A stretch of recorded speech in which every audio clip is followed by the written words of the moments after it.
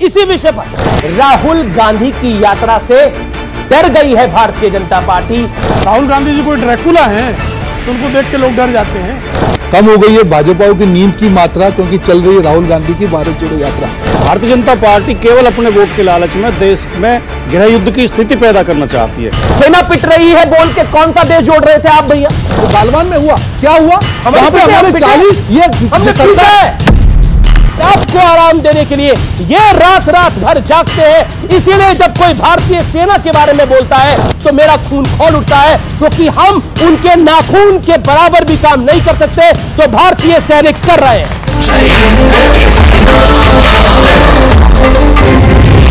आप देख रहे हैं ये देश है हमारा, अमीश देवगन के साथ। नमस्कार व्यूअर्स, मैं हूं अमीश देवगन और आप देख रहे हैं वीकेंड का सबसे भरोसेमंद और लोकप्रिय कार्यक्रम ये देश है हमारा। 2023 की सियासत का आगाज यात्रा युद्ध से शुरू हो गया है। राहुल गांधी तो पहले ही भारत जोड़ने निकल पड़े थे, लेकिन अब यात्रा वाले मैदान में नीतीश कुमार से लेकर भारतीय जनता पार्टी तक हर कोई अपनी ताल ठोक रहा है। त्रिपुरा में बीजेपी की जन विश्वास यात्रा शुरू हो चुकी है। राजस्थान में पहले से ही जन आक्रोश यात्रा चल रही है, यानी ये साल यात्रा वाला सियासी वार लेकर आया है। लेकिन सबसे ज्यादा चर्चा राहुल गांधी की भारत जोड़ो यात्रा को लेकर है, क्योंकि आगे आगे यात्रा चल रही है और पीछे पीछे विवाद राहुल गांधी के चल रहे हैं। राहुल गांधी ने मंदिर दर्शन किया तो उन्हीं की पार्टी के लोकप्रिय नेता, जैसे कांग्रेस के नेता कहते हैं, कन्हैया कुमार ने कह दिया कि राहुल गांधी इसलिए मंदिर जा रहे हैं क्योंकि लोग वहां जाते हैं। उधर राहुल गांधी कह रहे हैं कि देश में बीजेपी के खिलाफ एक बड़ा अंडर करंट अब तैयार हो चुका है, तो दूसरी तरफ अखिलेश यादव कह रहे हैं कि भारतीय जनता पार्टी और कांग्रेस दोनों एक ही समान है। लेकिन इसी बीच भारतीय जनता पार्टी ने अपना सियासी ब्रह्मास्त्र चला दिया है। गृह मंत्री और बीजेपी के आला नेता अमित शाह ने राहुल गांधी पर तंज कसते हुए कहा है कि राहुल बाबा तारीख याद कर लीजिए, 1 जनवरी 2024 भव्य राम मंदिर के उद्घाटन की तारीख अब तय हो चुकी है। लेकिन बड़ा सवाल है कि आखिर इस सियासी यात्रा का युद्ध कौन जीतेगा, यानी कौन किस पर भारी पड़ेगा। आज जनता के बीच इसी मूल सवाल के साथ होगी देश की सबसे बड़ी बहस। यात्रा से बढ़ेगी वोट की मात्रा। आज इस हफ्ते का यह देश है हमारा, इसी विषय पर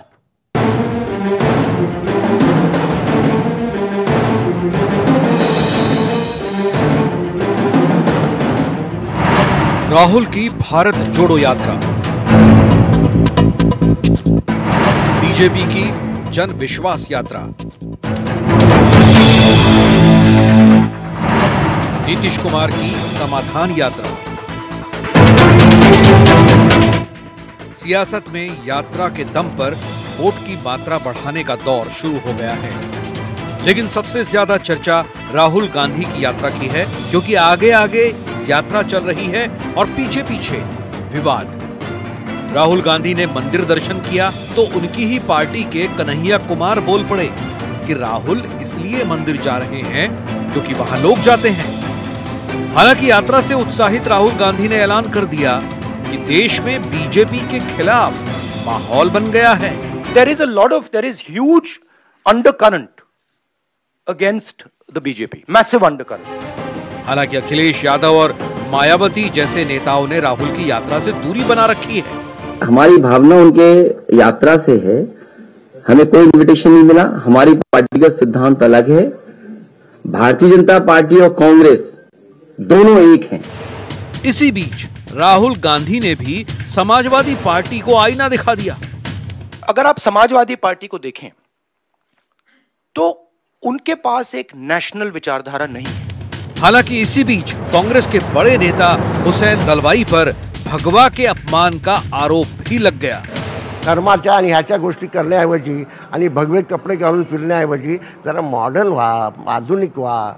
उद्योग हे आधुनिकतेचे असतात, ते आधुनिक विचार घ्या तर उद्योग येतील। उधर बीजेपी ने अपना सबसे मजबूत सियासी दांव चल दिया है। और राहुल बाबा कान खोलकर सुन लो, 1 जनवरी 2024 को अयोध्या में गगनचुंबी राम मंदिर वहां पर आपको तैयार मिलेगा। लेकिन आज बड़ा सवाल है कि आखिर यात्रा से सत्ता का कनेक्शन कौन जोड़ पाएगा। इसी पर जनता के बीच होगी देश की सबसे बड़ी बहस। यात्रा से बढ़ेगी वोट की मात्रा। क्या यात्रा से बढ़ेगी वोट की मात्रा? क्या 2023 का आगाज 24 का अंजाम होगा? आज आर पार में आपका अभिनंदन है। जोरदार तालियां हमारी ऑडियंस के लिए, हमारे व्यूअर्स के लिए आपका स्वागत है। रोहन गुप्ता गुजरात से हमारे साथ है, कांग्रेस पार्टी के कद्दावर प्रवक्ता नेता, उनका जोरदार तालियों से अभिनंदन करिए। मेरे साथ प्रेम शुक्ला है, भारतीय जनता पार्टी के नेता प्रवक्ता, जोरदार तालियों से उनका अभिनंदन। राजकुमार भाटी है, समाजवादी पार्टी के वरिष्ठ नेता प्रवक्ता, उनका अभिनंदन है जोरदार तालियों के साथ। और शिवम त्यागी है यहां पर स्टूडियोज में, राजनीतिक विश्लेषक है, उनका भी अभिनंदन। आप तमाम लोगों का अभिनंदन है। शुरुआत आपसे मैं करता हूं, प्रेम शुक्ला, आप भी यात्रा को फॉलो करने लग गए हैं जी। ये किसी का आरोप नहीं, मेरा सवाल है। आप यात्रा को फॉलो करने लग गए हैं। राहुल गांधी की यात्रा से डर गई है भारतीय जनता पार्टी, इसीलिए उसको भी यात्राओं का दौर शुरू करना पड़ रहा है। 60 सेकंड का जवाब। डॉक्टर श्यामा प्रसाद मुखर्जी ने 1956 में यात्रा की थी, तो किससे डरे हुए थे वो? लालकृष्ण आडवाणी जी ने 1990 में यात्रा की थी। डॉक्टर मुरली मनोहर जोशी ने 1992 में यात्रा की थी जी। लालकृष्ण आडवाणी जी ने फिर एक बार भारत यात्रा की थी। तो हमारे यहाँ तो यात्रा करने की एक लंबी परंपरा है और उस हर यात्रा का अपना उद्देश्य रहा है और उस उद्देश्य को कभी छोड़ा नहीं गया है। तो डरने की बात क्या है भाई? राहुल गांधी जी कोई ड्रैकुला हैं कि उनको देख के लोग डर जाते हैं? अच्छे व्यक्ति हैं बेचारे राहुल गांधी, उनको देख के लोग डराना क्यों चाहते हैं? एक अच्छे इंसान को, सुंदर दिखने वाले व्यक्ति को ये क्या नरपिशाच या ड्रैकुला समझ रहे हैं क्या कि उनको देख के लोग भय खा जाएंगे? अच्छे व्यक्ति हैं, अच्छी यात्रा चल रही है। और हमारे आदरणीय अमित शाह जी ने गुजरात चुनाव के दौरान ही कहा कि जब कोई भी परिश्रम करता है तो उसकी प्रशंसा करनी चाहिए। हाँ, अब उसमें अगर कोई विवाद खड़ा होता है तो उसे प्रतिक्रिया देते हैं अपनी। जी, आपने अपनी बात 59 सेकंड्स में कंप्लीट करी। अब आपके 60 सेकंड रोहन गुप्ता, अपनी समय को इस्तेमाल करिएगा। रोहन गुप्ता जी, रवि किशन ने एक इंटरव्यू दिया हमारी चैनल को और बोला कि देखिए शौक में है राहुल गांधी, इसलिए उनको सर्दी नहीं अब लगती, क्योंकि इतना विकास उन्होंने देख लिया है भारत जोड़ो यात्रा में, उसके शौक में चले गए हैं। देखिए, रवि किशन जी और भाजपा के दूसरे नेता, उनके लॉजिक पे मैं जाना नहीं चाहता, क्योंकि भाजपा के जो वर्किंग प्रेसिडेंट उन्होंने कहा कि रिसर्च कर रहे हैं कि राहुल गांधी जी को ठंड क्यों नहीं लग रही है, कम हो गई है भाजपा की नींद की मात्रा, क्योंकि चल रही है राहुल गांधी की भारत जोड़ो यात्रा। ये आज का एक हकीकत है। देखिए, हम पॉलिटिकली कोई भी बात करें, भाजपा हो, हर पार्टी को अपनी बात करने का अधिकार है। अमीश भाई, ये मजाक नहीं है 3000 किलोमीटर चलना, हर रोज 25 किलोमीटर चलना, 110 दिन के बाद भी वही एनर्जी के साथ में चलना, और ठंड राहुल गांधी जी को नहीं लग रही और पसीने भाजपाइयों को अपने रूम में बैठ के कंबल में उड़ के भी आ रहे हैं। हम क्या कर सकते हैं? हम तो पॉजिटिविटी की बात करें, हम भारत जोड़ो यात्रा की बात करें। आज जो हमारे साथी यहाँ पे युवा बैठे, हम रोजगारी की बात करें, हम लोग महंगाई की बात करें, प्यार की बात करें, ये 3 मुद्दों पे भारत जोड़ो यात्रा चल रही है। 9 बार भाजपाइयों ने इसके खिलाफ झूठ फैलाया, हर बार पकड़े गए। 9 बार हमने बताया कि देखिए ये झूठ फैला रहे हैं। अगर डर नहीं लगता है तो फॉलो क्यों कर रहे हैं? और फॉलो कर रहे हैं, डर जब होता है आदमी तब झूठ फैलाता है। तो ये देश को जोड़ने की यात्रा है। मुझे नहीं लगता है कि इसमें आप विवाद खड़ा करेंगे तो आपके मुंह पे ही छींटे उड़ेंगे। उससे अच्छा है साथ में मिलकर भारत जोड़ो की जो मुहिम है उसमें हम आगे बढ़े। जी जी जी, शिवम त्यागी, मैं आपके पास आता हूं। शिवम, और बहुत सीधा सवाल है मेरा। भारतीय जनता पार्टी कह रही है कि यात्रा से हमें डर नहीं है, कांग्रेस कह रही है कि अगर राहुल गांधी को ठंड नहीं लग रही तो पसीने भारतीय जनता पार्टी क्यों क्यों आ रहे हैं, लेकिन जो 23 का आगाज है वो 24 का अंजाम होगा। 20 साल के पॉलिटिकल करियर में एक आदमी की उसकी अचीवमेंट सिर्फ उसकी हाफ बाजू की टी शर्ट पहनना है ठंड में, तो भगवान करे ऐसी अचीवमेंट इनको ही मुबारक हो, क्योंकि चुनाव तो आज तक इन्होंने जीते नहीं है। राहुल गांधी की ये बात कर रहे हैं, उन्हीं के सामने गुजरात में चुनाव हुआ था। मुझे तो ऐसा लगा कि टप्पा खा के दूसरी तरफ चले गए, बॉर्डर पार वही वो कहीं, क्योंकि दिखाई नहीं दे रहे थे काफी दिनों से, तो कांग्रेस ही दिखाई नहीं दे रही थी। खैर, पॉइंट पर आता हूं। 2024 इस देश में कुछ यात्राएं ऐसी हुई हैं, चाहे वो जगनमोहन रेड्डी की हो, चाहे वाइस रेड्डी की हो, चाहे उसके अलावा चंद्रशेखर जी की हो, जिसके बाद सब चीजें निकली हैं। लेकिन राहुल गांधी की ये पॉलिटिकल यात्रा नींद उड़ाने की कम और कांग्रेस को खत्म करने की ज्यादा है। जो थोड़ी बहुत एक जो जगह राजस्थान, छत्तीसगढ़ में कांग्रेस है ना, जब राहुल गांधी पूरा भ्रमण करके हिंदुस्तान में वापस जो है एक तरीके से दिल्ली पहुंचेंगे तो तब तक कांग्रेस पूरी तरीके से खत्म हो जाएगी। आप मुझे एक चीज बताइए, किसी भी राजनीतिक पार्टी के नेता की यात्रा या सफलता का मापन होता है उसका चुनाव जीतना। कांग्रेस कहीं चुनाव जीत रही है क्या? आप मुझे बताइए। ये इस गुजरात में ऑल टाइम लो चले गए, ये एमसीडी में क्या इनका हाल है, कुछ वोट परसेंट बढ़ा है, इसके अलावा तमाम जगहों पर यही सिचुएशन है। राज्यों में इनका बुरा हाल है। तो कुल मिला के मामला इतना है कि जितनी ये बात करते हैं उतना ऐसा कुछ है नहीं, और ये टी शर्ट पहन के लगातार यात्रा करते रहिए, आपको शुभकामनाएं, मेहनत तो कर ही रहे हैं। ठीक है, ओके। मैं सीधा रुख करता हूं राजकुमार भाटी का। राजकुमार भाटी, 60 सेकंड का वक्त आपके पास है। अखिलेश जी ने एक बड़ा बयान दिया कि कांग्रेस और बीजेपी दोनों एक समान है, समाजवादी पार्टी अपनी लाइन तय कर रही है। क्या मतलब है इसका?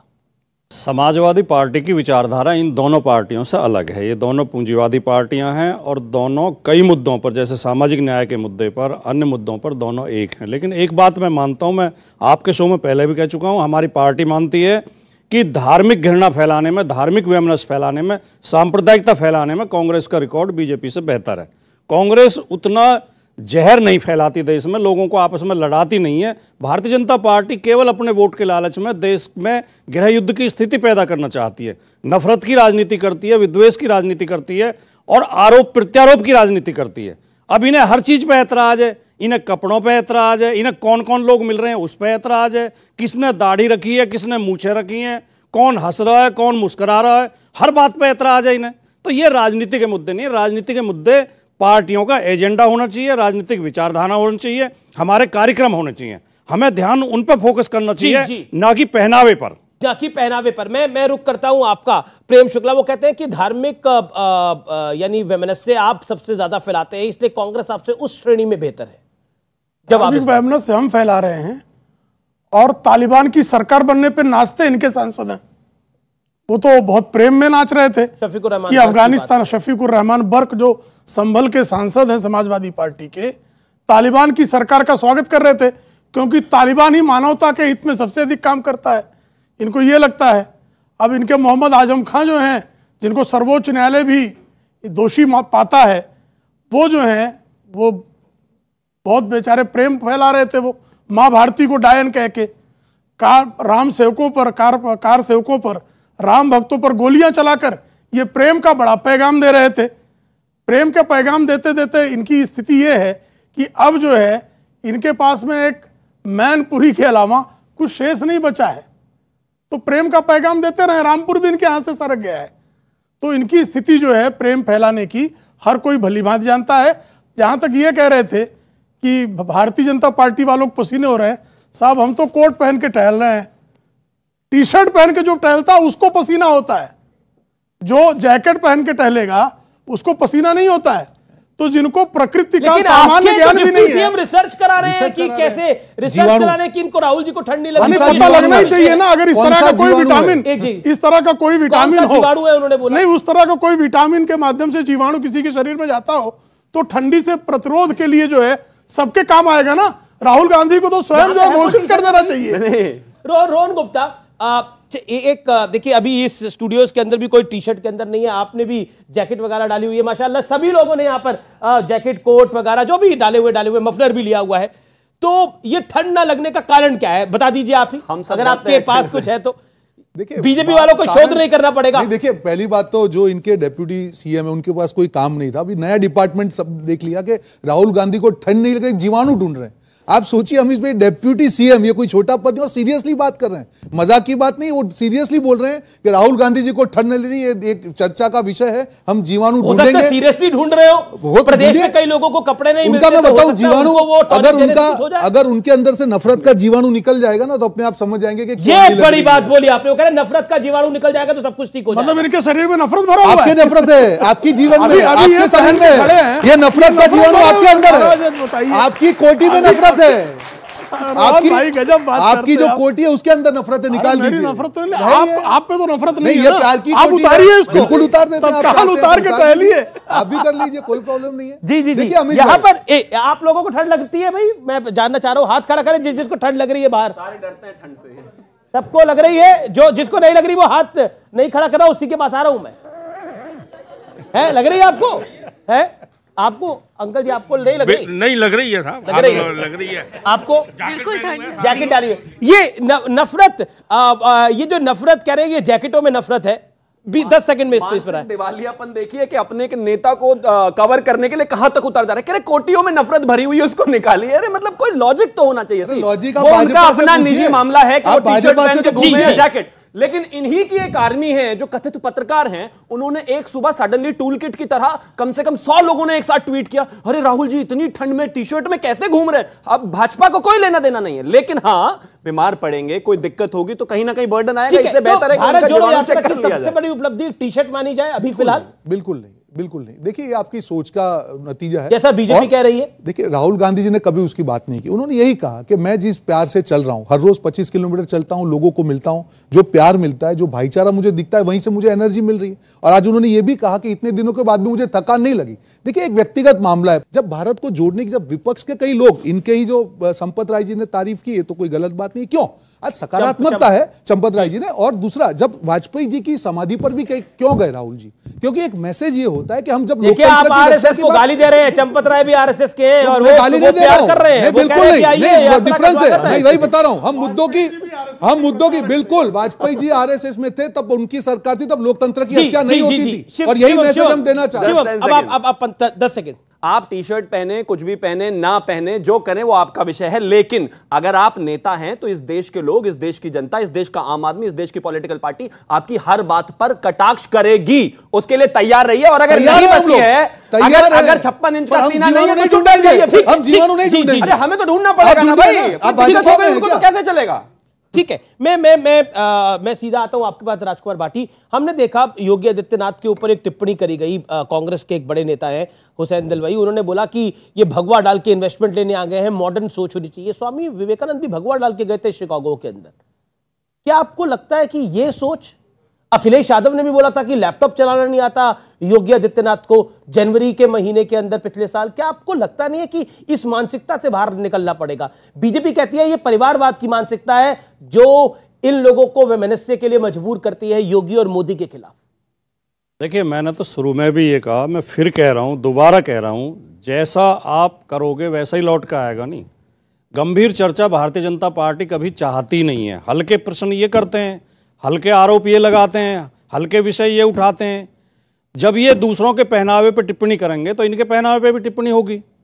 अब इनका कहने का मतलब यह है कि जो आदमी दिन में 5-5 बार कपड़े बदलता है और जिन लोगों के बीच में जाए उनका ही पहनावा पहन ले और दिखावा करे, वो तो महानता है। और कोई व्यक्ति एक टी शर्ट में अगर यात्रा कर रहा है वो कमजोरी है। तो इसका क्या जवाब दिया जा सकता है? देखिए तो मैंने आपसे सवाल पूछा तो हमने तो नहीं करी। हाँ, हुसैन दलवाई ने कहा, हमारा मानना तो ये है कि हम क्या पहनेंगे, क्या खाएंगे, ये हमारा व्यक्तिगत मामला है। हम लंबे बाल रखेंगे, छोटे बाल रखेंगे, मूछें रखेंगे, दाढ़ी रखेंगे, इस पर किसी को टिप्पणी करने का अधिकार नहीं है। व्यक्ति की सोच टिप्पणी करी थी ना अखिलेश जी ने टिप्पणी ये की थी, स्मार्टफोन चलाना नहीं आता। हाँ, अखिलेश जी ने टिप्पणी इसलिए की थी कि योगी आदित्यनाथ जी ने 17 के चुनाव में वादा किया था कि मैं भी लैपटॉप दूंगा। अखिलेश यादव ने 17 लाख लैपटॉप उत्तर प्रदेश के छात्रों को दिए थे, योगी जी ने नहीं दिए। योगी जी ने वादा, लैपटॉप चलाना नहीं आता, योगी जी ने वादा करने के बाद नहीं दिए, तब अखिलेश जी ने कहा, लेकिन उन्हें स्मार्टफोन चलाना आता हो ना आता हो, उनको लैपटॉप चलाना आता हो ना आता हो, लेकिन वो बीते 6 सालों से सरकार जरूर चला रहे हैं और दोबारा उनकी सरकार चुन के जरूर आई है। उत्तर प्रदेश में सुशासन चलाना ये योगी आदित्यनाथ जी को अखिलेश यादव से बेहतर आता है, क्योंकि अखिलेश यादव को 5 साल के बाद विदा कर दिया और आदरणीय योगी आदित्यनाथ को एक बार फिर से जनादेश दिया। तो उत्तर प्रदेश की जनता भली भांति जानती किसको क्या आता है। रही भगवा पर टिप्पणी करने की बात, तो कांग्रेस के लोग तो भगवा आतंकवाद सिद्ध करने पे आमादा थे। अब तो सिर्फ उनको योगी आदित्यनाथ के वस्त्र पर आपत्ति है। योगी आदित्यनाथ समेत भारतीय जनता पार्टी और राष्ट्रीय स्वयंसेवक संघ के नेतृत्व मंडल में बहुत सारे लोगों को 2008 में भगवा आतंकवाद के मामले में फंसाने का षड्यंत्र कांग्रेस ने रचा था ना। और अभी तो कुछ दिन पहले इनके सतीश जरकीहोली कह रहे थे हिंदू शब्द गाली है। कुछ दिन पहले राहुल गांधी कह रहे थे मंदिर जाने वाले लड़कियां छेड़ते हैं। कुछ दिन पहले एफिडेविट दे रहे थे। ये एफिडेविट क्या दे रहे थे कि राम तो काल्पनिक है। आज जो लोग कल कहते थे सलमान खुर्शीद कि एक आतंकवादी के बाटला हाउस एनकाउंटर मारने जाने पर श्रीमती सोनिया गांधी विलाप कर रही थी, आज सोनिया गांधी के विलाप करने वाली सोनिया गांधी के पुत्र जो हैं उनकी तुलना राम से कर रहे हैं। तो ये जो है भव्य दिव्य राम मंदिर जो अयोध्या में बन रहा है, जिस तरह से भारत में हिंदुत्व को फिर से पुनर्प्रतिष्ठापित करने की दिशा में काम हो रहा है, उसको देखकर इनको भी हिंदू बनना मजबूरी है, मजबूरी है हिंदू बनना। लेकिन उस मजबूरी के अंदर एक तरफ आप कह रहे हैं आप प्यार बांट रहे हैं, दूसरी तरफ भगवा की तरफ नफरत आप ही के लोग दिखा रहे हैं। उसके बाद पॉइंट नंबर 2, आप ही के स्टार नेता जिनको कहा गया कि राहुल गांधी के बाद वो मोस्ट पॉपुलर नेता है, टुकड़ा गैंग वाले कन्हैया कुमार, उनके लिए वो कह रहे हैं कि मंदिर इसलिए राहुल गांधी जाते हैं क्योंकि लोग चले जाते हैं। देखिए इसलिए लोग जाते हैं, इसलिए राहुल जी मंदिर चले जाते हैं। अरे किसी की आस्था होगी, राजकुमार भाटी की आस्था होगी तो मंदिर जाएगा, अमीश देवगन की आस्था होगी तो मंदिर जाएगा, लोग जाते हैं इसलिए मंदिर जाएंगे।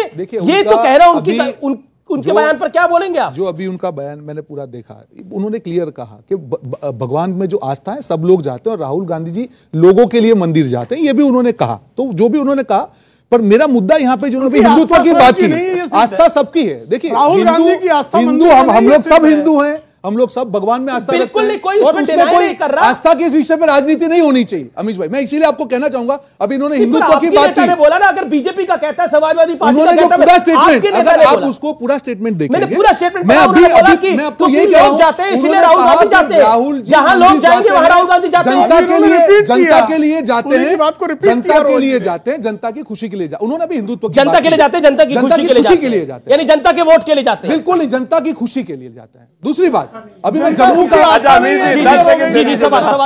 सवाल आपका रोहन गुप्ता से कि राहुल गांधी की आस्था नहीं है। बिल्कुल आस्था है, तो फिर वो लोगों के लिए क्यों कह रहे हैं? रोहन गुप्ता बोलेंगे, लोगों के लिए क्यों कह रहे हैं? सवाल सुन लीजिए, रोहन जी सवाल सुन लीजिए। फिर वो लोगों के लिए क्यों कह रहे हैं? लोगों के लिए मैं जाता हूँ, इसका मतलब आस्था नहीं है। बिल्कुल नहीं, आस्था है, और आस्था इसीलिए है, और उसी आस्था के तहत लोगों के लिए प्रार्थना करने जाते हैं। और राहुल गांधी जी हमेशा जब भी मंदिर की बात हुई, यही आस्था के उनमें आस्था है, लोगों के प्रति आस्था नहीं है, तो उनके प्रति आस्था क्यों रखते हो? दोनों के लिए है, लोगों के लिए अच्छे के लिए जा रहे हैं और उनकी आस्था इसीलिए जा रहे हैं। अमीश भाई, मैं इनका जवाब दे दूं, जो उन्होंने हिंदुत्व की बात की, ये नए साल का तोहफा उन्होंने देश को दिया। जो कश्मीरी पंडित 6 लोगों की हत्या होती है नए साल में, और ये हिंदुत्व की बात कर रहे हैं। जैन धर्म की अभी बात कर रहा हूं, जो सम्मेद शिखर जी, उसके लिए भी, उसके नाम पे भी उन्होंने पैसे जुटाने का काम किया। पूरे जैन समाज को पूरे देश में निकलना पड़ा कि इसको पर्यटन स्थल घोषित किया। आज वो फैसला वापस लेना। कौन से हिंदुत्व की बात कर रहे हैं भाई साहब? हिंदुत्व के नाम पे अपनी सत्ता की रोटियां सेकने से हिंदुत्व नहीं होता। हिंदुओं के लिए कुछ करके दिखाना पड़ता है। और नए साल में अगर जम्मू में 6 हिंदुओं की हत्या होती है तो इनको शर्म से झुक जाना चाहिए। आपको मौका दूंगा, प्रेम शुक्ला। बताइए, की हत्या पर हमको निश्चित तौर पर दुख है, और ये कह रहा हूं आपकी जिम्मेदारी है। मैं बीच में आपके बोल नहीं रहा था, वे कह रहे हैं शर्म से झुक जाना चाहिए। तो जब 4 लाख हिंदुओं को घाटी से मारकर भगा दिया गया सरकार में, आपके सरकार में, आपके जवाब दीजिए ना रोहन जी। अब आप आपके सरकार कराइए इनको। जी, जब 4 लाख हिंदुओं को वहां से भगाया गया, और उनको भगाने वाले यासीन मलिक के साथ जब इनका प्रधानमंत्री टेबल पर बैठता था, तो इनको शर्म से गड़ नहीं, इनको पाताल के नीचे चले जाना चाहिए था। ये बेशर्म है या तो। आप और हम जो है, अगर 6 की हत्या होती है तो हम तत्काल वहां सेना भेजते हैं, अतिरिक्त बल तैनात करते हैं, और फिर क्यों आतंकवादियों की फिर हत्या क्यों हुई? घुसकर ये हत्या क्यों हुई? मांद में घुसकर ये क्या है? ये क्या घुस के राहुल गांधी मारा आपने? ये क्या चिल्ला ये रहे कहां हैं? पे दिखाया? आप दिखाइए। इनके बीच में चिल्लाओ, इसके बाद दिखा दीजिए। आपको दंगा चाहिए? नहीं क्यों? ये दंगा वाली बात है। ये कर क्या रहे हैं? क्या भाषा है? ये कर क्या रहे हैं? क्या दंगा चाहिए? नहीं, आपको चिल्लाना चाहिए। आप क्या अभी ये बोले धमकी चिल्लाओ, किसको दे रहे हैं? आप धमका रहे हैं। किसको दे रहे हैं? नहीं, आप धमका रहे हैं। दंगा क्या होता है? आपके बीच में वो नहीं बोला, उनके बीच में बोला। ठीक है, एक सेकंड इनके बीच में बारी बोला मैंने। जी। जो आप लोग कराते थे इस देश में, अरे आप क्या मलियाला में कराया, मेरठ में कराया, सामने जनता 10 लाख निर्दोष आप हिंदुओं धमकी देने के दंगा हो गया। आप नेहरू की लालच के कारण का जवाब दीजिए ना, इसका जवाब दीजिए। 10,000 इसका जवाब दे रहा हूं ना। ये कल का है, दिया पहला जवाब, कल का, इसका पहली उसी लाइन में जवाब दिया। हुई है? उन्होंने जवाब दिया, नहीं दे पाया, लाइन में दिया जवाब। ये देश है हमारा में रुकेंगे एक ब्रेक के लिए, लेकिन ब्रेक के उस पार ये देश है हमारा में जनता जनार्दन के, देश के युवाओं के सवाल होंगे और आज का मुद्दा होगा। आप देखते रहिए, ये देश है हमारा न्यूज़ 18 पर। मंदिर वहीं बनाएंगे, तारीख नहीं बताएंगे। सारे राजनीतिक विश्लेषक भी पूछते थे, सब पूछते थे ना। आपको ध्यान होगा, आज हम तारीख बता रहे हैं। तो बाबरवादियों के सीने में दर्द क्यों उठ रहा है भाई?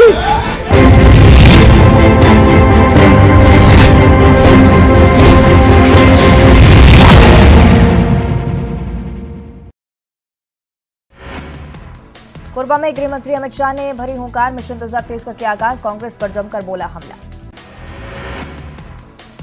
गृह मंत्री ने कांग्रेस से डीएमएफ फंड का मांगा हिसाब, कहा प्रदेश में फिर से बनेगी बीजेपी की सरकार। कोरबा में अमित शाह के बयान पर कांग्रेस का पलटवार, कहा किस आधार पर बीजेपी मांग रही वोट, जनता रमन सरकार के कुशासन को नहीं भूली। केंद्रीय गृह मंत्री अमित शाह पहुंचे सर्वमंगला मंदिर, देवी मंदिर में की पूजा अर्चना, माता रानी से देश की प्रगति और समृद्धि की प्रार्थना की। रायपुर एयरपोर्ट पहुंचे सीएम भूपेश बघेल, केंद्रीय गृह मंत्री अमित शाह से की मुलाकात, छत्तीसगढ़ के कई मुद्दों पर हुई बातचीत। मुलाकात के बाद सीएम भूपेश बघेल का बयान, कहा डबल इंजन को हिमाचल प्रदेश ने नकार दिया, छत्तीसगढ़ में बीजेपी के पास नहीं कोई मुद्दा। गरियाबंद दौरे पर सीएम भूपेश बघेल सिरकट्टी आश्रम में श्रीराम मंदिर के किए दर्शन, कुंभकार समाज के महाधिवेशन में हुए शामिल। गरियाबंद के राजिम पहुंचे मुख्यमंत्री भूपेश बघेल, भगवान श्रीराम की मूर्ति का किया अनावरण, साहू समाज की माता राजिम जयंती में हुए शामिल। राज्य में सीएम भूपेश बघेल का बड़ा बयान, कहा बीजेपी भगवान राम के नाम पर करती है राजनीति, राम को वोट दिलाने वाले के रूप में देखती है बीजेपी। राज्यपाल के प्रदेश दौरे की खबर पर बोले सीएम भूपेश बघेल, कहा संवैधानिक पदों पर बैठे लोगों को अपने दायरे का रखना चाहिए ध्यान। बलौदाबाजार में वन विभाग की बड़ी लापरवाही, देखरेख के अभाव में सूख गए पौधे, करोड़ों की लागत से सड़कों के किनारे लगाए गए थे पौधे। कोरिया में मिलर की गाड़ी में तोड़फोड़, सरकार के आदेश पर गए थे चावल जमा करने को लेकर हुआ था विवाद। युवक कांग्रेस की राष्ट्रीय प्रभारी प्रियंका सरासर पहुंची मनेन्द्रगढ़, युवक कांग्रेस कार्यकर्ताओं ने किया स्वागत, जमीन पर बैठकर कार्यकर्ताओं के लिए बैठक। बलरामपुर के टाटी झरिया ब्लाइंड मर्डर का पुलिस ने किया खुलासा, मामले में 2 आरोपी गिरफ्तार, बदले की भावना में की गई थी महिला की हत्या। कवर्धा में फंदे पर लटकी मिली अधेड़ की लाश, गमछे को फंदा बनाकर पेड़ पर लगाई फांसी, जांच में जुटी पुलिस। इंदौर में प्रवासी भारतीयों के साथ सीएम ने किया डिनर, आज से शुरू हो रहा है प्रवासी भारतीय सम्मेलन। इंदौर में विदेश मंत्री एस जयशंकर पहुंचे 56 दुकान, मशहूर पाव भाजी का उठाया लुत्फ, हॉट डॉग और खोपरा पेटीज का भी लिया स्वाद। इंदौर के प्रवासी सम्मेलन में मेहमानों के पहुंचने का सिलसिला जारी, विदेशी मेहमानों को मिल रहा घर सा माहौल, सीएम और पीएम को कहा शुक्रिया।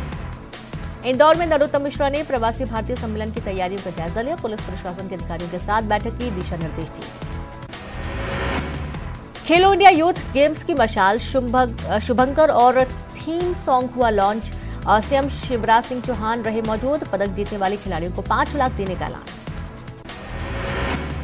भोपाल में राज्यपाल मंगू भाई पटेल ने की बैठक, गणतंत्र दिवस की तैयारियों की समीक्षा, कोविड गाइडलाइन के तहत इंतजाम करने के निर्देश। पीसीसी अध्यक्ष कमलनाथ हारी हुई सीटों का करेंगे दौरा, दौरे को लेकर बनाया रोड मैप, कांग्रेस जिला प्रभारियों की बैठक में लिया फैसला। एमपी में सीडी पर सियासत जारी, बीजेपी प्रवक्ता दुर्गेश केशवानी ने कमलनाथ और गोविंद सिंह को भेजी भजन की सीडी, कहा भजन सुनने की उम्र में देख रहे अश्लील सीडी। प्रदेश में सीडी कांड पर मचा बवाल, कांग्रेस मीडिया विभाग के अध्यक्ष के मिश्रा ने बीजेपी पर बोला हमला, कहा जिस दिन सीडी जारी होगा बीजेपी के आधे मंत्री नप जाएंगे। उमा भारती ने सीएम शिवराज को लिखा पत्र, नई शराब नीति में नए प्रावधान को लेकर दिए सुझाव। आलोट से कांग्रेस विधायक मनोज चावला की बड़ी मुश्किलें, हाईकोर्ट ने खारिज की अग्रिम जमानत याचिका, विधायक पर दर्ज है खाद लूट का मामला। इंदौर में खजराना गणेश मंदिर में सीएम ने की पूजा, पत्नी साधना सिंह के साथ की पूजा, प्रवासी भारतीय सम्मेलन, इन्वेस्टर्स समिट की सफलता की कामना की। भोपाल के बीजेपी कार्यालय में दुकानों में आग लगाने का सीसीटीवी आया सामने, आगजनी करने वाला शख्स हुआ कैद, के मिश्रा ने जारी किया सीसीटीवी। हरदा में नाबालिग छात्रा से दुष्कर्म में शादी का झांसा देकर बनाया दुष्कर्म का वीडियो, महिला थाने में मामला दर्ज। सीहोर में 12 शिकारियों ने किया नीलगाय का शिकार, वन अमले ने 3 को हिरासत में लिया, आरोपियों के पास से नीलगाय का लगभग 2.5 क्विंटल मांस जब्त किया गया। रतलाम 150 करोड़ की जमीन पर चला बुलडोजर, दबंगों ने सालों से कर रखा था कब्जा, प्रशासन ने माफिया के चंगुल से कराया मुक्त। भोपाल के अन्नानगर बस्ती में लगी आग, कई लोगों के मकान जलकर खाक, दमकल ने पाया आग पर काबू।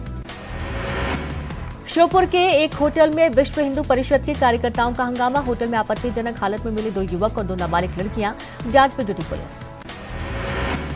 सागर में सैकड़ों क्विंटल धान के नाम पर खरीदा भूसा, मंडी कर्मचारियों पर मिली भगत का आरोप। सोशल मीडिया पर बोरियों का वीडियो वायरल।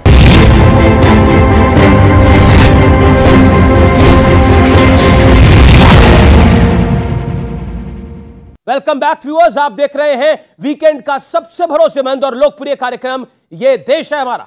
सन 47 के अंदर देश का विभाजन ये देश को जोड़ने वाले लोग करते रहे क्या? सन 51 के अंदर पीओके इन्होंने बनाया। सन 62 के अंदर हजारों वर्ग किलोमीटर जमीन इन्होंने दी। सन 65 और सन 71 के अंदर जीती गई लड़ाई में सेना ने अपना शौर्य दिखाकर जो जमीन जीती, इन्होंने पीओके वापस भी नहीं लिया और सब कुछ दे दिया। और मोदी जी के ऊपर व्यक्तिगत टिप्पणी करने वाले, हमेशा इन्होंने व्यक्तिगत टिप्पणी की है। आज टी शर्ट के बहाने कितनी मिर्चें लग रही है इनको। टी शर्ट के बहाने कितनी मिर्चें लग रही है? आपने व्यक्तिगत ओके जी जी जी जी जी जी श्री संवेद शेखर जी के लिए हिंदुस्तान के अंदर जितने भी टीवी चैनल है, किसी ने आवाज नहीं उठाई, सिर्फ अमीश देवगन के द्वारा आवाज उठाई गई। और 24 घंटे के अंदर सेंट्रल गवर्नमेंट ने फैसला लिया। बिल्कुल बिल्कुल करने से मना कर बिल्कुल अमीश जी के लिए तालियां हो जाए। देवगन जी के लिए सबको ताली बजानी। बिल्कुल जी जी जी। लेकिन समेत जी अरे आपने चेक नहीं किया। समेत शेखर जी हम सबकी आस्था का एक बड़ा प्रतीक है। जैन समुदाय इस देश का 24% इनकम टैक्स देता है, साक्षरता में सबसे आगे है। वो अपनी लड़ाई बहुत इत्मीनान से, शांति प्रिय ढंग से लड़ता है। इसीलिए संवेद शेखर जी हम सबकी आस्था का प्रतीक है और सेंट्रल गवर्नमेंट ने इसका सोल्यूशन दिया है, वो बहुत बेहतर बात है, इसमें कोई दो राय नहीं है। मुझे लगता है उसको राजनीति से अब दूर कर देना चाहिए। बहुत बड़ी आस्था का प्रतीक है संवेद शेखर जी। मेरा आपसे निवेदन है और आपका बहुत बहुत साधुवाद, आपका बहुत बहुत धन्यवाद, आपका बहुत बहुत धन्यवाद, आपका बहुत बहुत धन्यवाद। लेकिन उनके सवाल का जवाब, वो कहते हैं कि आप भी निजी टिप्पणियां नरेंद्र मोदी पर करते हैं। अभी सिर्फ टी शर्ट पे बात हुई है तो सवाल अब खड़ा हो गया है। आप भारत जोड़ने की बात करते हैं, 62 की लड़ाई में जमीन आपने दे दी, 1947 का बंटवारा पंडित नेहरू ने करवा दिया, ये उनका कहना है। उसके बाद पीओके आपने बनवा दिया। क्या आपको लगता नहीं है कि भारत को अब जोड़ने की आवश्यकता क्या है? भारत तो जुड़ा हुआ है। सरदार वल्लभ भाई पटेल ने भारत को जोड़ दिया था। देखिए, सरदार पटेल ने भी भारत को जोड़ा, उसके बाद जो सरकार है सबने जोड़ने का काम किया। आज अमीश भाई जिस प्रकार से एक डिवाइड चल रहा है कि डिवाइड एंड रूल, नफरत की जो राजनीति है, हम ये कहते हैं आप मुद्दों की राजनीति कीजिए। आपने गवर्नेंस 8 साल किया है और एक पेपर आपको दिखाना चाहूंगा। कैसी नफरत कैसी? मैं यही बता रहा हूं कि जो नफरत की बात है कि एक धर्म की बात हो, संप्रदाय की बात हो, गरीब की बात हो, अमीर की बात हो, हर जगह नफरत क्यों इतनी नफरत की जरूरत क्या है? अगर हम विपक्ष में भी हैं, सत्ता में भी, हम डिस्कशन कर सकते हैं। सवाल पूछने का विपक्ष का अधिकार है। और जवाब बिंदु बताइए, उसका मैं जवाब लूंगा। देखिए, जो नफरत का जो एटमॉस्फेयर, पहला बिंदु जो हिंदू मुसलमान करके जो नफरत फैलाई जाती है, दूसरा अमीर और गरीब के बीच में खाई पैदा होने से जो नफरत पैदा होती है, और तीसरा जो विपक्ष को बोलने नहीं दिया जा रहा है। कोई भी आज बोल पा रहे हैं नहीं, बिल्कुल जो आवाज कुचलने की जो बात होती है, जो भी बोलता है कहीं ना कहीं उसकी आवाज को कुचलने का प्रयास होता है। ये तीनों चीजें। देखिए, पहली बात नफरत फैलाने की जो बात करें मुसलमान के ऊपर, हाँ वही मैं बता रहा हूं। जब आप जो है मेरठ में दंगा होता था, मलियाला में दंगा होता था, कानपुर में दंगा होता था, मुंबई में दंगा होता था, भागलपुर में दंगा होता था, तब वो प्रेम बस हो रहा था। कांग्रेस के कार्यकाल में हजारों निर्दोषों की हत्या हो गई, वो इनका प्रेम था। 10,000 निर्दोष सिखों का नरसंहार, जिसमें एक लाठी भी पुलिस ने नहीं भांजी, वो जो है प्रेम बस हो रहा था। और श्रीमान राजीव गांधी के प्रधानमंत्री कह रहे थे, अरे बड़ा पेड़ जब गिरता है तो धरती हिलती है। ये प्रेम का संदेश था। जब कहा जा रहा था कि इस देश के संसाधनों पर पहला अधिकार मुसलमानों का है, तो ये प्रेम का संदेश था। जब हिंदुओं को आतंकवादी कहा जा रहा था, भगवा को आतंकवादी कहा जा रहा था, तब ये प्रेम का संदेश था। आज हम अगर 80 करोड़ लोगों को भोजन करा रहे हैं तो किसी की जाति धर्म पूछ के नहीं करा रहे। शौचालय दिए गए तो किसी का जात धर्म नहीं पूछा गया। एलपीजी कनेक्शन में किसी का जात धर्म नहीं पूछा गया। सौभाग्य योजना बिजली मिली, किसी का जात धर्म नहीं पूछा गया। 210 करोड़ लोगों को अगर वैक्सीन लगी तो किसी का जाति धर्म गोत्र नहीं पूछा गया। और ये बिना जाति धर्म गोत्र पूछे इनका तो कोई निर्णय नहीं था, और ये प्रेम का परवान लिख रहे हैं। वाह भाई, ये तो गजब हो गई मोहब्बत इनकी, जिस मोहब्बत में जो है 10,000 राहुल गांधी कह रहे हैं कि वो नफरत के बाजार में मोहब्बत की दुकान खोल रहे हैं। वो नफरत की बाजार उनके पुरखों की लगाई हुई है। जी जवाब देखिए 8 साल जवाब देखिए, मैं यही कहना चाह रहा हूं कि भारत जोड़ो यात्रा का जो उद्देश्य है, जो उन्होंने कही, वो भी नेगेटिव सारी बात। शिवम त्यागी, शिवम एक ये पूरी लड़ाई अब नैरेटिव की है, और ये जो नैरेटिव है ये 2024 के लिए सेट हो रहा है। क्या आपको लगता है कि 2024 में, क्योंकि एक एंटनी साहब ने भी एक बात को बोला कि अगर अब नरेंद्र मोदी को हराना है तो हिंदुओं के वोट कांग्रेस पार्टी को लेने पड़ेंगे, ये पूरी लड़ाई समूचे विपक्ष की नरेंद्र मोदी को हटाने की है कि नरेंद्र मोदी अगर हट जाएगा तो बाकी निपट लिया जाएगा? मैं 10 सेकंड में जनता से आपको जवाब दिलवाता हूं इसका, क्योंकि हिंदुस्तान और हिंदू के नैरेटिव में राहुल गांधी फिट नहीं होते। मैं आप सबसे पूछूंगा और आपको जोर से बात बतानी है कि आप मंदिर जब जाते हैं वो भगवान के लिए जाते हैं या लोगों के लिए जाते हैं? किसके लिए जाते हैं? किसके लिए? भगवान के लिए। इकलौता राहुल गांधी इस धरती पर ऐसे व्यक्ति हैं जो मंदिर जाते हैं लोगों के लिए। मतलब कमाल का बात। अरे आप डिफेंड नहीं कर पाते, बीच में मत चलाइए, बीच में मत चलाइए प्लीज, अब बीच में मत चलाइए। आप दूसरी बात करिए ना, चाहे वो टी शर्ट हो, चाहे वो सेना को गाली देना हो, चाहे वो यात्रा, सब है बहाना। अल्टीमेटली 2024 में राहुल गांधी को प्रधानमंत्री बनाना इनका एकमात्र लक्ष्य है, जो असंभव है। अब आगे आते हैं, आप जो कहते हैं कि नैरेटिव की बातें, तमाम चीजों की बातें, कहीं कोई दो राय नहीं है। जब इनके खुद की स्टेटमेंट्स ही इनको बिल्कुल कॉन्ट्रडिक्ट करती है। ये कहती हैं हमें भारत जोड़ने की बात करनी है, नफरत बहुत फैल गई है, सेना पिट रही है बोल के कौन सा देश जोड़ रहे थे आप भैया? जो जॉर्ज पुनैया है, जो देश को गाली देता है, धरती मां को गाली देता है, उसके हाथ में हाथ डाल के जब आप चल रहे हैं तो आप कौन सा भारत जोड़ रहे हैं? फारूक अब्दुल्ला जो कहता है कि अगर 370 कश्मीर से हटा तो यहां पर कोई झंडा उठाने वाला नहीं मिलेगा, उसके हाथ मिलके, गले मिलके, उससे कौन सा भारत जोड़ रहे हैं? ये भारत कैसे जुड़ेगा? जब आप भारत जोड़ने की बात कर रहे हैं, और राहुल गांधी ने खुद बोला, किसी और नेता नहीं, राहुल गांधी ने खुद बोला भारत की सेना पिट रही है, जिसको हर पॉलिटिकल पार्टी, सिर्फ बीजेपी नहीं, हर पॉलिटिकल पार्टी, राहुल जी ने, पॉइंट नंबर 2 जॉर्ज पुनैया के साथ कौन सा भारत जोड़ रहे हैं? फारूक अब्दुल्ला की बात, जिसकी बात शिवम त्यागी ने करी, वो बड़ी महत्वपूर्ण है, जो कहता है भारत माता के लिए क्या कुछ, और उसको भारत जोड़ो यात्रा में आप बुला रहे हैं। और कन्हैया कुमार आपका लीडिंग मैन है भाई भारत जोड़ो यात्रा में, जो कहता है भारत तेरे टुकड़े होंगे इंशाल्लाह। एक मिनट, तीसरा भी आपका उसका भी जवाब। आपने कहा फारूक अब्दुल्ला जी, जो एनडीए की सरकार थी तब वाजपेयी जी के साथ आपको फोटो उन्होंने कहा था, एक मिनट, आप जब विचारधारा की बात करते हैं तब वो जब हाथ उठाएंगे तब आप सवाल नहीं उठाएंगे, तब आप सवाल। और हमने तो मोहन भागवत जी को भी कहा कि जब भारत जोड़ने की हम बात कर रहे हैं, आपका भी स्वागत है, आप जरा जुड़िए। राजकुमार भाटी, मैं आपके पास आता हूं। सेना को का शौर्य को कम करके नरेंद्र मोदी को आप जो कहें उनकी, आप उनकी काम का विश्लेषण करिए, आप उनकी आलोचना करिए, लेकिन सेना पिट रही है ये कह के क्या 2024 का चुनाव जीता जाएगा?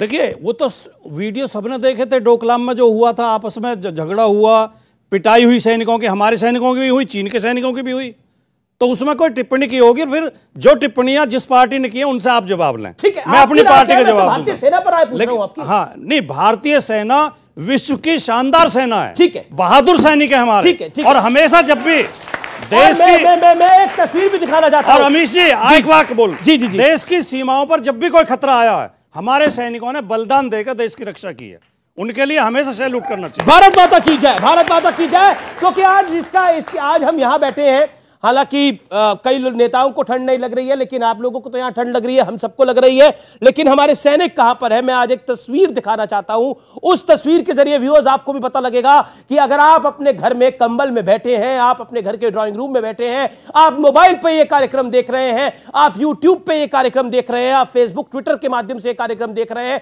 या इस क्लिप को देख रहे हैं, तो ये तस्वीर जरूर देखिए। ये भारतीय सेना के शौर्य पराक्रम की भी तस्वीर है, ये भारतीय सेना की हिम्मत की भी तस्वीर है, जिसमें माइनस टेंपरेचर के अंदर, बर्फीली पहाड़ियों के अंदर भारतीय सेना गश्त लगा रही है। यह भारतीय सेना की सर्वोच्च ताकत है। जब हम अपने सब घर पे बैठते हैं, हम अपने आराम से अपना काम करते हैं, लेकिन आपको आराम देने के लिए ये रात रात भर जागते हैं। इसीलिए जब कोई भारतीय सेना के बारे में बोलता है तो मेरा खून खौल उठता है, क्योंकि हम उनके नाखून के बराबर भी काम नहीं कर सकते, तो भारतीय सैनिक कर रहे हैं। इसीलिए मेरा सवाल खड़ा होता है कि क्यों कहा जाता है। यह तस्वीर आप देखिए,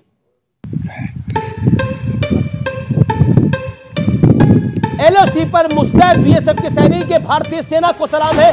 किस कठिनाई से ये लोग जा रहे हैं, इसको देख कर आंखों में पानी आ जाता है, क्योंकि इनके घर में भी मां है, इनके घर में भी बहन है, इनके घर में भी छोटे छोटे बच्चे हैं। और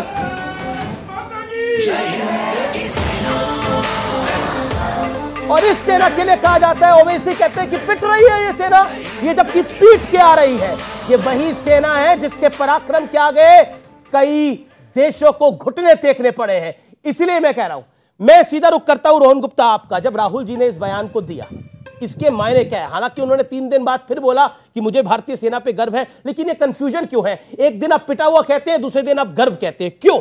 देखो, उन्होंने जब भारतीय सेना पर देखिए, भारतीय सेना सबसे ऊपर है, कोई भी राजनीति हो, कोई भी धर्म हो, सबसे ऊपर अगर इस देश में तो भारत की सेना है, उसमें कोई दो राय नहीं है। जो जवान हमारे लिए कर रहे हैं, हम लोग यहाँ पे जो खड़े हैं बिकॉज ऑफ अवर सेना, तो उसमें कोई डाउट ही नहीं है। राहुल जी ने बिल्कुल, तो राहुल जी ने यही कहा, आपको समझना पड़ेगा, यही कहा कि हमारी सेना जो दृढ़ शक्ति से, धैर्य शक्ति से आगे बढ़ रही है, संकल्प शक्ति से, तो सरकार क्यों पीछे कर रही है? जब चीन की बात आ रही है, अगर प्रधानमंत्री जी ये कहेंगे कि हमारी सेना में कोई घुसा ही नहीं है, तो क्या हमारे दुश्मन का मनोबल नहीं बढ़ेगा? पर सेना तो पिट रही है। बिल्कुल सेना पीट, क्योंकि आज जिस प्रकार से गालवान में हुआ, क्या हुआ? वहां पे हमारे 40 हमारे सैनिकों की हत्या हुई है। हम पिटे, हमारी पीटे नहीं है हम लोग। ये सरकार, जो मोदी सरकार की जो निर्णय शक्ति है उसमें खिलाफी है, इसके कारण ये हाल हुआ है। आज मोदी सरकार स्वीकार करने को तैयार नहीं है कि चीन हमारा दुश्मन है, और आज दुश्मन को मोदी सरकार के स्टेटमेंट से मौका मिल रहा है। फिर मैं सवाल ले रहा हूं।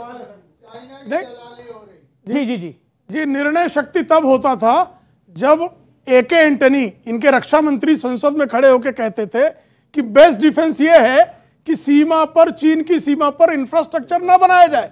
आज जो है 7000 किलोमीटर का इंफ्रास्ट्रक्चर बन रहा है, 1365 किलोमीटर का इंफ्रास्ट्रक्चर बन चुका है। गलवान में हमारे बलवान वीरगति को प्राप्त हुए, तो 45 चीनियों को जो है मौत के घाट उतारा हमारे सैनिकों ने। उस पराक्रम को अगर आप कहेंगे कि सरकार का पराक्रम नहीं है, तो निश्चित तौर पर आप पर शक होगा। जब भारत के सैनिक घुसकर सर्जिकल स्ट्राइक करते हैं और राहुल गांधी कहते हैं खून की दलाली हो रही है, जब हमारे सैनिक घुसकर एयर स्ट्राइक करते हैं और इनके सांसद रहे संदीप दीक्षित कहते हैं हमारी सेना का प्रमुख गुंडा है, तो यह सेना के अपमान की इनकी परंपरा है। इनके मन में हमेशा, आपको याद होगा 1971 का युद्ध जीता गया, भारत रत्न इंदिरा जी को दिया गया, और शिव सैनिक और वहां के जो सैनिक थे, सैनिकों का 1 रैंक 1 पेंशन भी छीन लिया। तो इनकी तो ये हालत है कि ये कह रहे थे कि रफाल इसलिए नहीं खरीदना है कि हमारे पास फंड नहीं है। ये कहा गया था कि नहीं कहा गया था? आज रफाल भी है, आज जो है सीमा पर हमारे जो है इंफ्रास्ट्रक्चर भी बन रहा है, और तवांग में हमारे सैनिक दौड़ा दौड़ा कर, हमारे 50 सैनिक 300 चीनी सैनिकों को दौड़ा दौड़ा कर चीन की सीमा में घुसकर मार रहे हैं, और एक हम पिट रहे हैं। जी जी जी, क्या आपको लगता है कि इस नैरेटिव बिल्डिंग के साथ आप 2024 जीत जाएंगे? क्योंकि भारतीय जनता पार्टी कहती है कि आप सेना का अपमान करते हैं, और लगातार रफेल का मुद्दा उठाकर आपने 2019 में भी एक बड़ी हार खाई है। देखिए, यही राहुल जी ने कहा कि सेना के पीछे भाजपा अपनी विफलता नहीं छिपा सकती है। अगर चीन ये कहता है, अगर मोदी जी ये कहते हैं कि कोई घुसा नहीं है, चीन भी वही कहता है कि हम नहीं घुसे हैं। हमारी सरजमीन 2000 स्क्वायर किलोमीटर के अंदर चीन आता है, और अगर सरकार ये कहेगी कि अगर कोई घुसा नहीं है, तो क्या आपको नहीं लगता है कि ये गलत है? यही तो हम कह रहे हैं। सेना के लिए आंखों में पानी उनके आएगा अमीश जी, जिनकी आंखों में थोड़ी बहुत शर्म बची हो। ये सेना के ऊपर बात करेंगे। सुबूतिया गैंग दिन रात चाइना की कम्युनिस्ट पार्टी से जाकर वहां सिग्नेचर MOU साइन करके आई है इनकी पार्टी। ये सेना की बेहतरी करेंगे, ये सेना की बेहतरी करेंगे। जब अंदर आ गई चाइना और वहां पर वो बैठ गए PLA, और उसके बाद तमाम चीजें जब हुई संसद में, आप ही ने कोट किया था, महावीर त्यागी ने क्या कहा था यहां पर उस समय कहा था, उस समय नेहरू जी ने कहा था कि not a grass of blade grows there.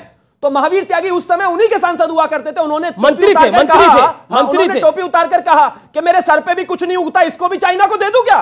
ये लोग जिन्होंने सारा जीवन गुलामी चाइना की करी है, और ये आज बैठकर इस देश की सेना पर सवाल उठाते हैं, और जब आप सवाल पूछते हैं सर, भाजपा की बी टीम की तरह जब बात कर रहे हैं, तो ये तब आप सवाल पूछे ना मोदी जी को। ये जो सेना की तारीफ कर रहे हैं, ये राहुल गांधी क्यों नहीं करते? अपने आप राहुल गांधी क्यों नहीं करते सेना की तारीफ? ये अकेले क्यों कर रहे हैं? यहाँ पे इतनी बात कर रहे हैं। आपने डिबेट के शुरू में पूछा था कि कांग्रेस और बीजेपी एक कैसे हैं। मैंने कुछ मुद्दे गिनवाए थे।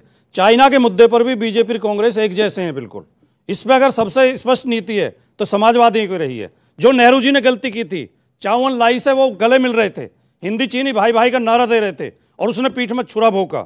वही गलती हमारे माननीय प्रधानमंत्री नरेंद्र मोदी जी भी कर रहे हैं। वो भी चीन के प्रधानमंत्री के साथ झूला झूल रहे हैं, और ये भी धोखा देंगे, दोबारा धोखा खाएंगे। जी अब मैं एक और मुद्दे पे आता हूं। प्रेम शुक्ला, अमित शाह ने एक त्रिपुरा में बात की, उसने बोला राहुल बाबा आप नोट कर लीजिए, तिथि नोट कर लीजिए राम मंदिर की, 1 जनवरी 2024 को गगनचुंबी श्री राम लला का मंदिर बनने वाला है और लोगों को बोला कि आप भी अपना टिकट कटवा के रखिए। यानी आपने 2024 का एजेंडा सेट कर दिया है श्री राम लला का मंदिर। मैं ये 1992 के बाद जितने चुनाव 2019 तक हुए, कांग्रेस समेत सारे सेकुलर दल, सपा, बसपा, टीएमसी, डीएमके, सब पूछते थे कि मंदिर वहीं बनाएंगे, तारीख नहीं बताएंगे। सारे राजनीतिक विश्लेषक भी पूछते थे, सब पूछते थे ना। आपको ध्यान होगा। आज हम तारीख बता रहे हैं तो बाबरवादियों के सीने में दर्द क्यों उठ रहा है भाई? वहां गगनचुंबी जो है राम मंदिर बनेगा और बाबर की छाती पर हम भगवा ध्वज गाड़ कर बना रहे हैं। है किसी की हिम्मत तो रोक ले। जो कह रहे थे कि परिंदा पर नहीं मारेगा बाबरी के अगेंस्ट, जो कह रहे थे संसद में संकल्प लेकर बैठे थे कांग्रेस वाले कि हम राम जन्मभूमि पर बाबरी मस्जिद बनाएंगे, इनकी हिम्मत हो कांग्रेसियों की तो बाबरी के नाम की एक ईंट अयोध्या के लेके जाकर दिखा देंगे। हिम्मत। जी जी, क्या आपको लगता है कि ऐतिहासिक गलती जो कांग्रेस से हुई बाबरी मस्जिद को लेकर, विवादित ढांचे को लेकर, श्री राम लला के मंदिर को लेकर, वो 2024 में बीजेपी एनकैश करेगी? क्योंकि कहीं ना कहीं दिख रहा है, जिस तरह से अमित शाह ने कल त्रिपुरा में बोला है, आप ही के राज्य से आते हैं, गुजरात से। राम आस्था का विषय है और हम सबके राम है और उसमें कोई शंका का स्थान नहीं है। मंदिर बन रहा है और हम सब लोग, अब बीच में मत बोलिए ना, हम सब लोग मिलकर, हम सबके राम हैं और आज राम जी का मंदिर बने, खुशी लेकिन आप ही का शासन था, आप ही के प्रधानमंत्री थे जिन्होंने कहा था कि हम मस्जिद बनाएंगे, वो भी सदन के अंदर। एक मिनट, जब श्री राम का मंदिर बन रहा है, आज यहाँ पे हम बात कर रहे हैं आस्था के विषय में, उस पर राजनीति नहीं करना चाहूंगा, पर बिल्कुल इसका मैं जवाब दे दूं, उसका मैं जवाब दे दूं। आज राम जी का नाम तो ले रहे हैं, आज राम के जो भक्त हैं, पूछे राम किया नहीं कुछ काम, फिर क्यों ले रहे हो मेरा नाम? आज भगवान राम इनको पूछ रहे हैं कि भैया जब कुछ काम ही नहीं कर रहे, अपनी दुकान चलाने के लिए जय सिया राम करेंगे, कब तक करेंगे? नहीं, राम का काम किया है तो अयोध्या गवाही दे रही है। जी जी जी, बेटा क्या सवाल है? सर, जैसे हमें धर्म पे बहुत ज्यादा गुमराह किया जा रहा है, तो मेरे को एक लाइन याद आ रही है कि मजहब नहीं सिखाता आपस में बैर रखना, हिंदी है हम, वतन है हिंदुस्तान हमारा। तो सर आप ये बताइए कि एक धर्म के नाम पे हमें क्यों गुमराह किया जा रहा है आज भी? कौन कर रहा है गुमराह? सर क्यों पार्टीज कर रही है गुमराह? कौन सी पार्टी कर रही है? सर ऐसे सारी पार्टीज कर रही है। सारी पार्टीज कर रही है। धर्म के नाम पर क्यों गुमराह किया जा रहा है? चाहिए मैंने कहा कि राम रहीम हम हैं, सब हैं, बिल्कुल है राम रहीम। राम रहीम तो कश्मीर में भी थे, 5 लाख पंडितों को लात मार के बाहर निकाल दिया, रातों रात काट दिया, कह दिया बेटियों को इनको यहीं छोड़ जाओ, या तो कन्वर्ट कर लो या मर जाओ या भाग जाओ। वहां पर भी राम रहीम था, क्यों हुआ ऐसा? बंगाल में भी राम रहीम था, क्यों ऐसा हुआ? नौखला में भी राम रहीम था, क्यों हुआ ऐसा? कश्मीर के बाद उससे पहले पाकिस्तान बढ़ गया, क्यों हुआ ऐसा? बांग्लादेश का हाल क्यों हुआ ऐसा? सिंध में हंगामा हो रहा है, क्यों हो रहा है ऐसा? यूके में हो रहा है, क्यों हो रहा है ऐसा?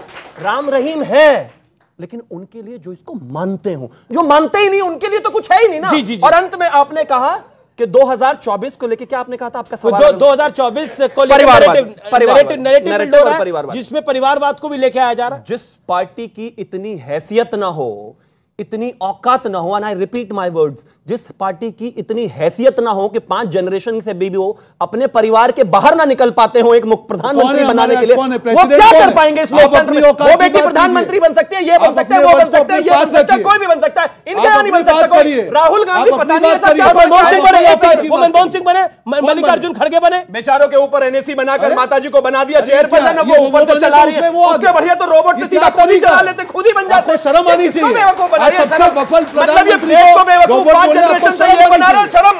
ये परिवारवाद पर आपको उलझा दिया जाता है हमेशा, एक जगह परिवारवाद पर उलझा दिया जाता है।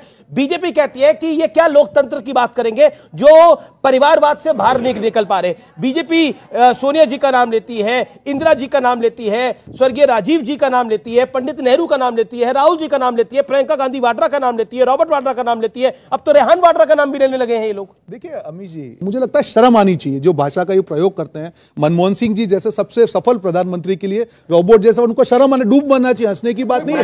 आप दांत मत दिखाइए, आप दांत मत दिखाइए, एक शर्म की बात है आपके लिए, शर्म होनी चाहिए, एक लिमिट रखनी चाहिए, एक लिमिट रखनी चाहिए। मतलब आपको कोई डरने के लायक हो ही नहीं, आप ज्वाइन कर लो। दूसरी बात आपने कहा सोनिया जी सत्ता में नहीं रही, जब वो चाहती 2004 में प्रधानमंत्री बनना, 10 साल तक जो डिजर्विंग थे मनमोहन सिंह जी को प्रधानमंत्री बनाया, जिसने देश को सुशासन दिया। आज हमारे अध्यक्ष कौन है? मल्लिकार्जुन खड़गे जी हैं, वो चुन के बने हैं, कोई गांधी परिवार के नहीं है। कौन से मुंह से आप बोल रहे हैं? इनके वहां तो ऐसे ही एक्सटेंड कर दिया गया। जो नड्डा जी अपने वहां चुनाव हार गए उनको एक्सटेंड कर रहे हैं। तो आज हमको कोई परिवारवाद की बात ना करे, कांग्रेस पार्टी की बात है, सब लोग मिलकर। एक सवाल मेरा, सलमान खुर्शीद जी ने रिसेंटली एक स्टेटमेंट दिया कि खड़गे भले ही अध्यक्ष हैं लेकिन नेता गांधी परिवार का ही है और गांधी परिवार ही सर्वोच्च है। वो पार्टी चलाने के लिए है लेकिन पार्टी की विचारधारा गांधी परिवार से ही है। ये सलमान खुर्शीद ने बोला। देखिए उनकी क्या व्यक्तिगत टिप्पणी उस पर मैं बोलना नहीं चाहूंगा। आज हमारे अध्यक्ष मल्लिकार्जुन खड़गे जी है और जब राहुल जी को सवाल पूछे जाते हैं पार्टी के बारे में तब यही कहते हैं कि इसका निर्णय मल्लिकार्जुन खड़गे देंगे। कई लोग कहते हैं कि राहुल जी जिम्मेदारी से बच रहे हैं इसलिए खड़गे जी को जिम्मेदारी में फंसा दिया है। ये दोनों बाजू की बात कर रहे हैं। पार्टी चला रहे जो पार्टी के अध्यक्ष भी है। आप दोनों बाजू बात कर रहे हैं। जब राहुल जी जब कहा था गांधी परिवार आ रहा है, जब उन्होंने कहा कि नहीं मुझे नहीं बनना है, नॉन गांधी को मौका देंगे, तब उस पर भी सवाल है। सवाल उठाया जाए।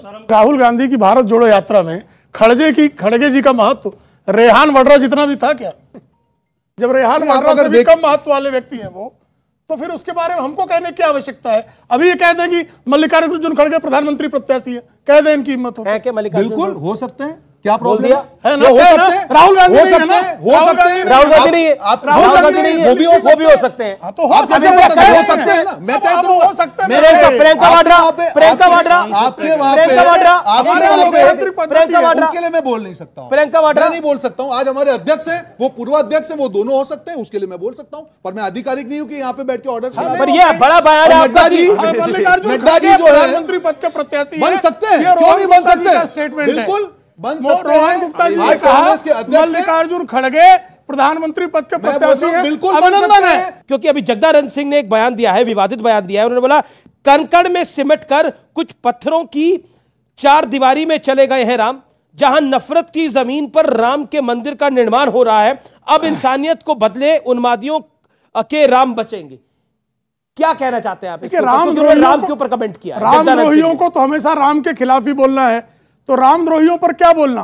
राम जो परात्पर ब्रह्म है राम, उन राम के प्रति इस तरह के अपशब्दों का प्रयोग, ये सड़े हुए सेकुलर सोच का जो है घृणित प्रदर्शन है। आपके साथ गठबंधन में बिहार के अंदर है आरजेडी के प्रदेश अध्यक्ष जगदानंद सिंह, उन्होंने जो रामलला पर विवादित बयान दिया उस पर आपका क्या कहना है? बिल्कुल नहीं होना चाहिए। भगवान राम हम सबके श्रद्धा के विषय, उनके ऊपर कोई राजनीतिक बयान नहीं होना चाहिए। ना राजनीति होनी चाहिए, ना बयान होना चाहिए। मुद्दों पर राजनीति होनी चाहिए, जनता के मुद्दों पर राजनीति होनी चाहिए। और नफरत की बात जो लोग भी करते हैं अपने आप को यहाँ पे विशेषज्ञ कहकर नहीं होनी चाहिए। मैं वो भी बोलता हूँ बिल्कुल नहीं होनी चाहिए। जो भी आदमी, आप जानते हैं अमीश भाई, मैं जब डिबेट करता हूँ न्यूट्रल बात आती है, भगवान राम की बात होती है, देशभक्ति की बात होती है। किसी का अधिकार नहीं कि देश के खिलाफ बोले, पर जब सत्ता सरकार में होती है। तारीख नोट कर लिया राम मंदिर के बनने की? बिल्कुल 1 जनवरी 2024 तो जाएंगे, बिल्कुल जाएंगे। क्यों? बहुत बहुत शुक्रिया आप तमाम लोगों का इस चर्चा में जुड़ने के लिए। फिलहाल इस कार्यक्रम में इतना ही। उम्मीद है आपको आज का कार्यक्रम पसंद आया होगा। नमस्कार, जय हिंद।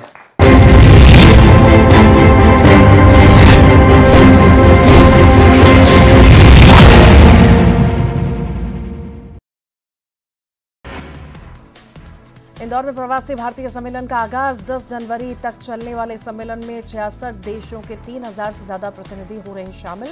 पीएम ने 9 जनवरी को सम्मेलन का करेंगे औपचारिक शुभारंभ। सीएम ने प्रवासी भारतीयों का किया स्वागत, कहा भारतीयों की क्षमता से आज पूरा विश्व परिचित। गूगल, माइक्रोसॉफ्ट, एडोब जैसी बहुराष्ट्रीय कंपनी में भारतीय आते हैं नजर। सम्मेलन के शुभारंभ कार्यक्रम में पहुंचे केंद्रीय मंत्री